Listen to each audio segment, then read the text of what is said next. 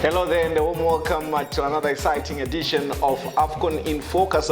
We're focusing on the 2019 Africa Cup of Nations where Zimbabwe is participating alongside 24 other teams. And as usual on the program, I'm joined by Alois Bunjira, a great man. He played for Cape United, also played for the Warriors, also played in South Africa, Bidvest, and of course Mamelodi Sundowns. But today we are talking about the Warriors' second game when they play Uganda, and it's going to be an interesting encounter where Kama Billiard will face his former teammate Dennis Onyango. Alois, just a look at this match. What can Zimbabwe expect? When you look at this match, Ian, I think statistically, it's the team that we need to beat. You know, I once heard the Ugandan coach saying that Zimbabwe are the whipping boys of the group. If we want to proceed, this is a team that we need to collect 3 points from, you know, and see what we can do with the other team. So basically, if we beat Uganda, draw against the DRC, I'm sure we'll qualify with 5 points. Before we get into the nitty-gritties of how the two teams are going to be lined up, we're interested in the threat that Uganda is going to pose. But interestingly, I was looking at the statistics, Alois, Zimbabwe, the lowest ranked team in that particular group. Can you read anything from this FIFA ranking? No, basically you can. Yes, you need to do that, you know, when you are trying to compare two teams. But in the case of Zimbabwe, we know that this is a distorted position that we are in. You know, remember Asia Gate, you know, we dropped a lot of points when we were losing to Vietnam's of this world, Oman of this world. You know, we dropped drastically on the rankings. It's not really showing the strength of Zimbabwe. I don't think that when you look at the players that we have got, the quality that we've got, I still don't believe that Uganda has got better players than us. They've got a better team than us, but because of those matches that were played during the Asia Gate time, you know, we dropped so many points and we dropped in rankings. So for me, I think as far as Zimbabwe is concerned, it's a distorted way of looking at it. And but for the other teams, yes. A perfect opportunity, Alois, to get it right in terms of where we really belong against Uganda. In fact, they've been there 7 times, but their best place was a second place finish, but way back in 1978. Yeah, last time they were there, finished in the group, also eliminated in the group phase, just like Zimbabwe. But let's look at how Uganda lines up. What is it that we can expect from Uganda when the two teams line up on the 26th of June? Yeah, I think the Ugandans when I watch them play, I think they play the old-fashioned 4-3-3, and they don't have much, you know, tactically. I haven't seen much in the Ugandan play. Yes, they try to knock the ball around a little bit, but their technical ability is not that much. So they end up just wanting the ball to move forward as quickly as possible, because they've got a man that plays in Croatia, Farouk Mia. They depend much on him, and he loves the ball a lot. So they want to feed him as much as they can. Also, their top goal scorer in the qualifiers as well. But their back four, they play their flat back four, and these two guys here, they don't really venture forward. They just push forward as a team, like they stay compact, but they don't go forward that much, and they don't have that delivery. So we won't be afraid of these ones coming in to put pressure, like we were worried about the Egyptians when they're going forward. Obviously, they've got one of the best goalkeepers in Africa, in Dennis Onyango. He has proved it. He has been Africa Goalkeeper of the Year. He competed in the Player of the Year as well 2 years ago in Africa. So he is a very good goalkeeper. That I would give them that, and he commands his defense very well. Very well. Yes. We'll come back to Dennis Onyango, but let's just look at their threat going forward. I remember in the game against Egypt, we were talking about two guys who are very important in terms of the Egyptian attack going into the attacking phase. We're talking about Mohamed Salah. We're also talking about Trezeguet. But for Uganda, who is the biggest threat? Yeah, I think Uganda is less of a threat to Zimbabwe. Like I said, they depend much more on this man here, Farouk. You know, Farouk Mia is the one who makes it happen. You know, when they start, you know, like the formation, you would want to think that there will be two attacking midfielders with Kiabande here. There's Alan Kiabande, he's also here. But when they really play, they tend to be like this.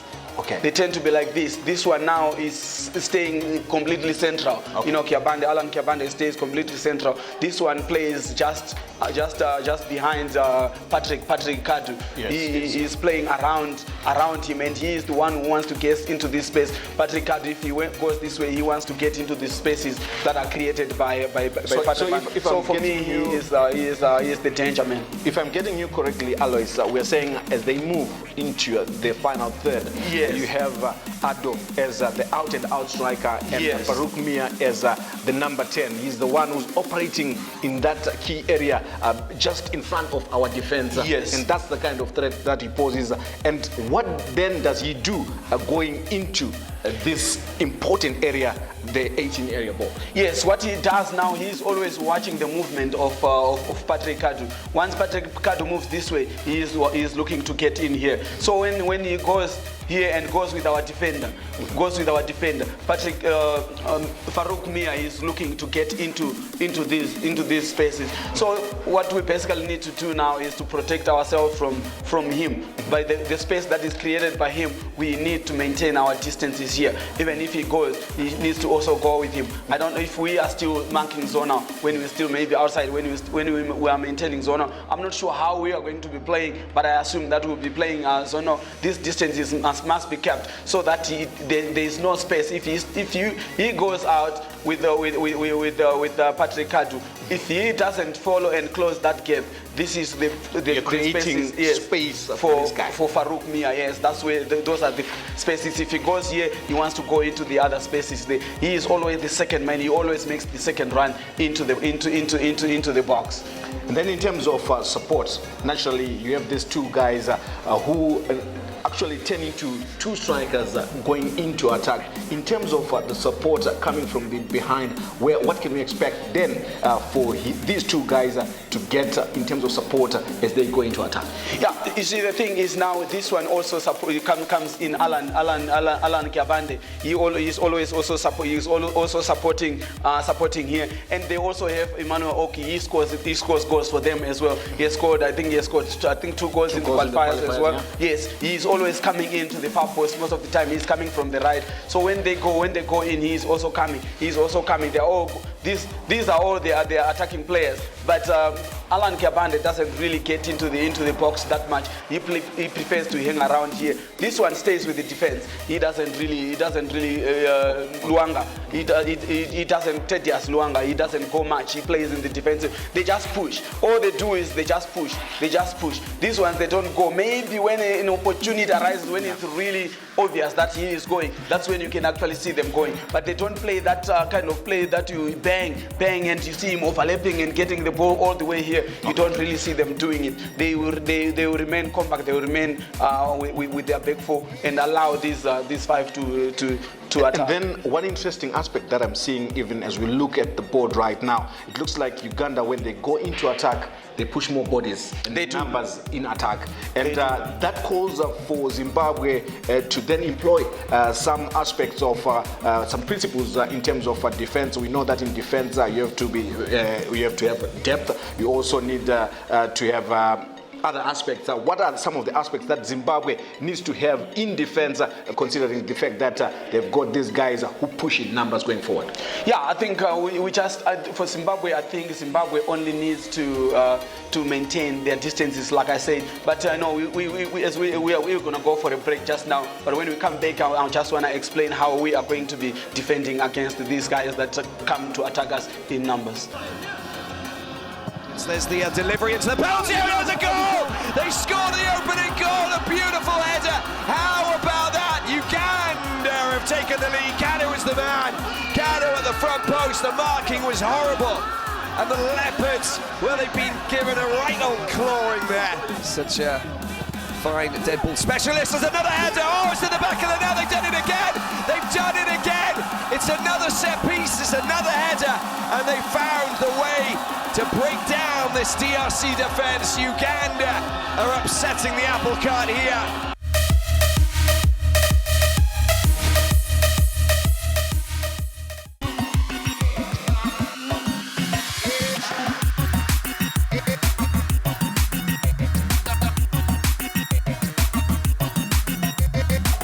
Welcome back. You're still watching Afcon in Focus. We were focusing on the 2019 Africa Cup of Nations. Interesting that these days, Alois, we're talking of Zimbabwe being part of the cast. I remember back in the day where we would say, I'm supporting Nigeria this time, I'm going to be supporting Cote d'Ivoire.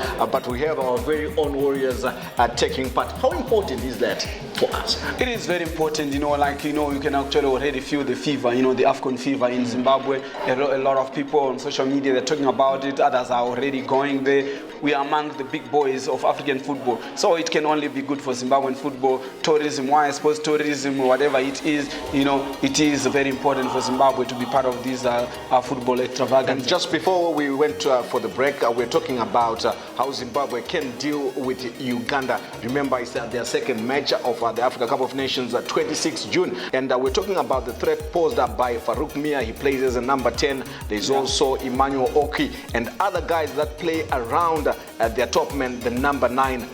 We're talking about how to deal with that threat posed by Uganda in attack as they push more bodies and more numbers going into the final third. Yeah, you see, with Uganda now, that what we now need to do now with Uganda is we really need to be, when they are now coming into our box, we really need to be very, very compact here in the middle, because they don't employ a lot of crosses. They don't, like I said, they don't go wide. Okay. These guys, Emmanuel wants to go inside, he wants to go inside. They don't want to cross. They all want to score. Yeah. Yes, they all want to score. That's their. For me, I think that's actually their weakness. Okay. Because everybody wants to score. They want to go in. So all we need to do is to squeeze the spaces and maintain our distances so that they don't penetrate us here. If he goes with him, we'll have to maintain the distance. We have to keep maintaining those distance between us so that they don't really play one. They are not technically they are not really good. They don't play those 1-2 baba and go. Like I said, Farouk wants to collect those loose balls usually. So sometimes he wants to get the ball over our defense. So by the time the ball is being floated, we just need to fall back. They don't really pose a threat as long as we stay compact here. Once we keep our distances here, I don't think they've got the technical ability to actually. And talking about Zimbabwe in terms of keeping that compactness in defense, we're talking of the same 4 guys. We're talking of Tedai Darikwa. We're talking of Teenage Adebe, Mudimu, and of course for left back. Who do you fancy for left back? It's no more when we're talking about this here on the show. It's no more about who I fancy. It's about who I know who is going to play. So yes, so it's going to be Divine Lunga. Okay. No doubt about it. Okay. They favor him. You can see when the team went to play Nigeria. Ronald Fumbidza actually stayed behind, and they went with. What is the kind of quality that Divine Lunga brings that probably Ronald Fumbidza does not have? I would say as a layman, Ronald Fumbidza is very good going forward, but not very good in defense. But Divine looks like he's very, very good technically, even in defense and also going forward. Yeah, I think that's where Divine is edges Ronald Fumbidza defensively, because Ronald Fumbidza, I wouldn't say that he is not good defensively, but I would say that he enjoys going forward too much. So when he goes forward too much, it can actually open spaces for us to be hit on the counter. This, like I said, this team, they don't really play slow build-ups here. They will just ping it forward here, and long balls as well. Yeah, they do play long balls. That's why Farouk wants to clean up a lot, because they hit it forward so that he can actually, whether it's coming from our defender or from his own teammate, he wants to get the second ball. So we need also to have our defensive midfielders to be very alert on the second balls here, because that's where he is very, very good at. But like I said, Ronald Fumbidza goes forward a lot. He enjoys it, which is not a bad thing. Okay. In a good situation, would have a clever defenders shifting to cover him up if the ball goes that way. But I haven't seen it happening. Okay, you know, tozopedzera takunzona ari kusiya kwakaboka, but under normal circumstances kuboka kwacho akutombofanira kuoneka if the team is working together very well, because anofanira kunge achitocoverwa already. Team must shift, or else if we are playing double dealing, my Brazilian coach at Sundowns used to say this one is a lock. You know, yes, when the left back goes, he is the lock. He is the one who comes down to cover him. Not really in line with these defenders to just come into this wall, so that should any danger comes, he is there to clean up. But we don't really do that. Then so that's why I think Divine Lunga is preferred, because he doesn't go often enough, and he is defensively he is very disciplined. And now, Alois, something has just come to my mind when you look at how Uganda go forward in attack. We play with two defensive linkmen. We have naturally Denny Dekopiri and of course Marvelous Nakamba. Do we then need to play with two defensive midfielders in a game like this? To be honest, I've never been a big fan of a double dealing. So when we are playing a team like Uganda, like I told you, I said Kiabande doesn't really go. Alan Kiabande doesn't really go, so he is not causing him much threat. So look at it here. We are going to be having four players crowding around two, yes, which is really not necessary. We might just want one here. I prefer to play with one dealing, then we might have our own two attacking midfielders. Okay. I prefer the triangle the other way around. Okay. Not triangle. Yes, I want it with two attacking midfielders when we play teams like this, because we can really play against them. Remember, like I said, they don't go. These ones don't go. These ones don't go. So we are fine. We are not short at the back. Not much threat is coming. Yes. Okay. So how we need to actually hit them? I know you were coming to that question. So I'm coming to that. Then go ahead, Alex. Yes. So this is where we need to how we need to penetrate them. We need these guys to drop. When we are defending, we need them to drop. These ones will not come with them. And who are we talking about here and here? Remember, we spoke about our Kama Billiard here, and we have also probably Ivan Drusike. Okay. I'm not so sure. So he is the one. These are the ones that are maybe if they put. If the knowledge sometimes wants to come out here, they can Nigeria, we had Kama Billiard playing from here, and we had Knowledge Msona playing from the right, and yes, we had Ovidi Karuru playing as the number 10. Yeah, if that's the case, then we have got Kama and Knowledge. They need to drop.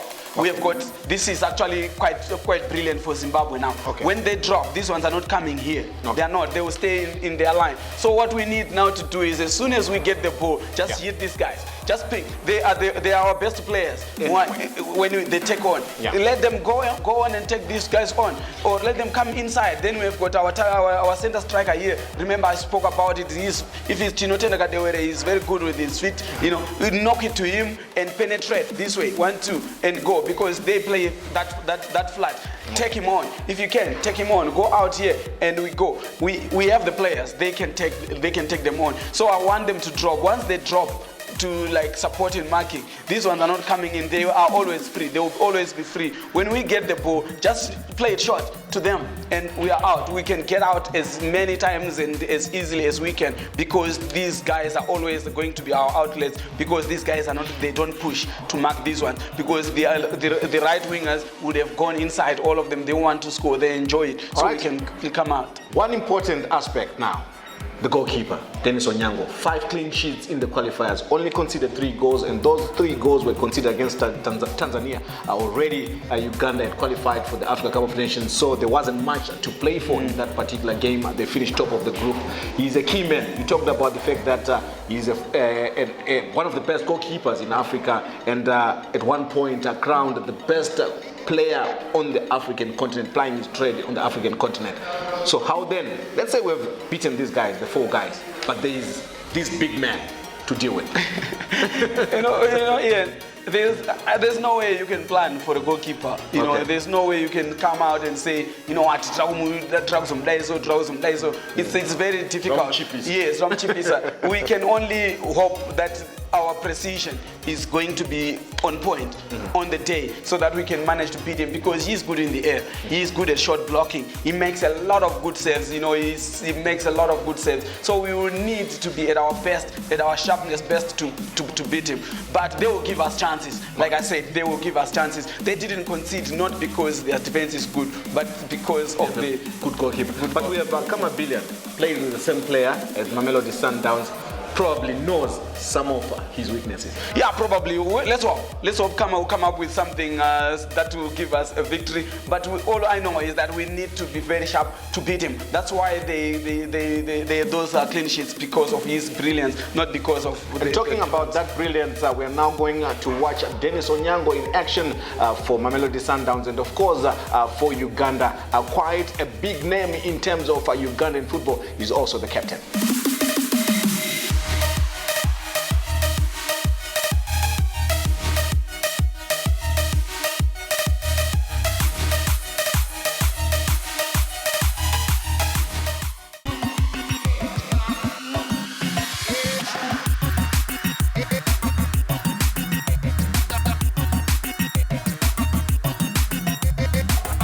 Welcome back. You're still watching Afcon in Focus, where we are talking about the opposition that Zimbabwe is going to face at the 2019 Africa Cup of Nations.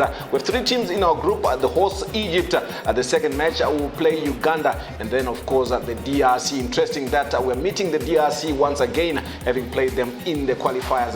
But today we are focusing on Uganda, Zimbabwe's second match on the 26th of June. And just before we went for the break, Alois, we're talking about how Zimbabwe can then line up when they face this kind of a team. We talked about the issue of playing with 2 defensive linkmen, and Alois said we should play with 1 because there isn't much threat that will come from Uganda. But then there are other key aspects, Alois, when you look at how Zimbabwe lines up.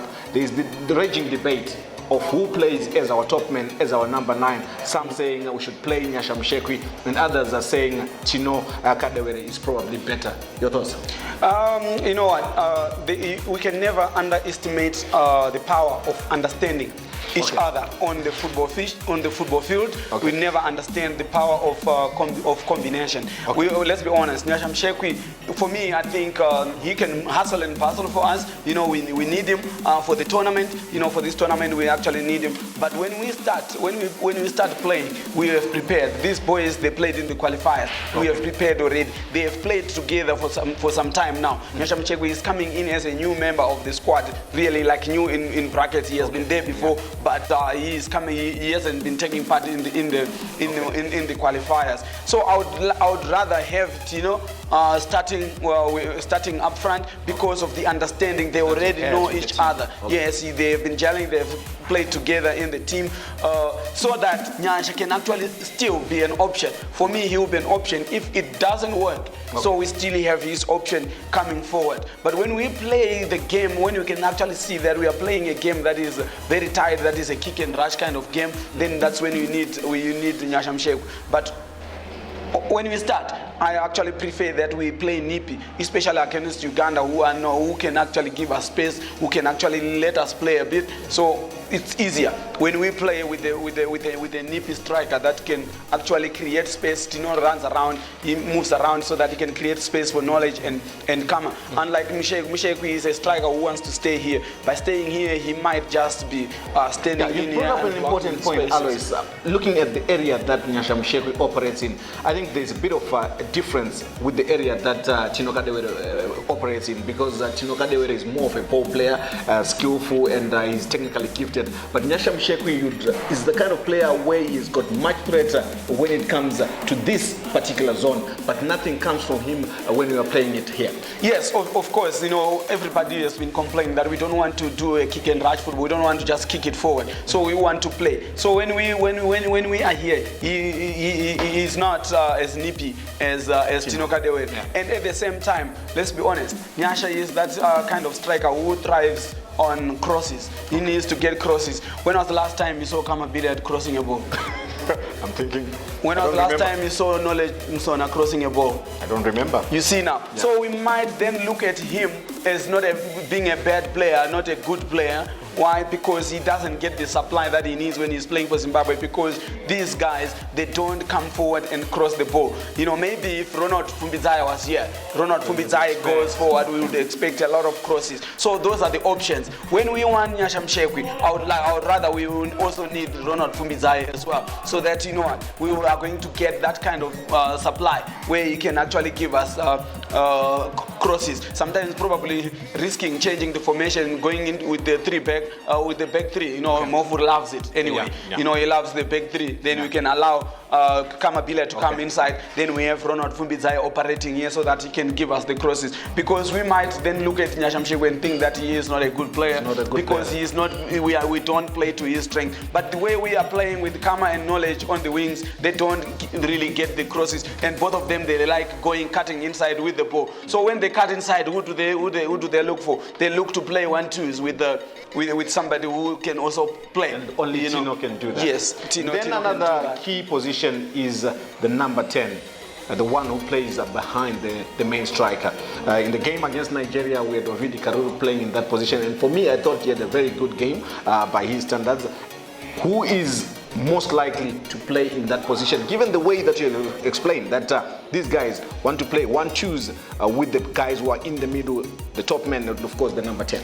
Yeah, for me, I think, you know, a lot of people have been on his case, Ovidi Karuru, that is, but I actually think that he is actually the perfect fit for that position. You know, he has got that ability of fetch and carry. You know, he can actually fetch the ball. You know, I don't know what a lot of people really expect Ovidi Karuru to actually do, but whenever I see him playing, he's actually playing the role that he's supposed to be playing. He fetches the ball very well. We need somebody who can also run with the ball a bit in midfield, you know, to cover ground. Sometimes, you know, the distance might be too big for them, for the striker and the midfield. So we need somebody who can actually carry the ball a bit. And Ovidi Karuru is very good at it, and he is also very good with his feet as well. He combines very well with these guys. You know, when he is on fire, when these three are on fire, Kama, Knowledge, and Ovidi, if they ignite, we are going to be having a very good tournament. I just hope these three ignite, because they are our trump card. Tino will be just there to slot them in. Don't worry, he is going to score goals for Zimbabwe. A lot of people also give him a lot of stick. He is a very talented young man. When he starts scoring for Zimbabwe, he will score them plenty. Now, before we round it off, it has been interesting how time flies. Alois, we want to talk about one important man, Sebastian Disabri.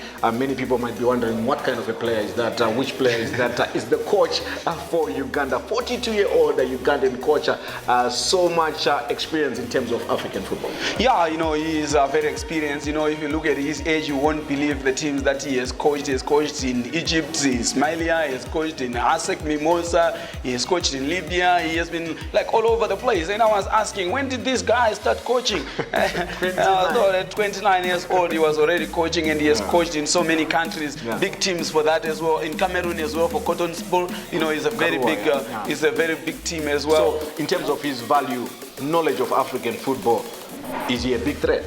Yeah, he is a big threat. You know, he knows a lot of he has got a lot of knowledge about African football, so he knows the tactics to employ and all that. But I still think that as long as we employ our tactics very well, knowing the Ugandans, we can still be victorious. You know, all we need to do is to stick to our game plan and maintain it. Yes, he knows a bit how it's going to be a little bit difficult, because he knows most of the players. Of course, you know, they've done their homework as well on Zimbabwe, just like we have done homework on the Ugandans. They know our players very well.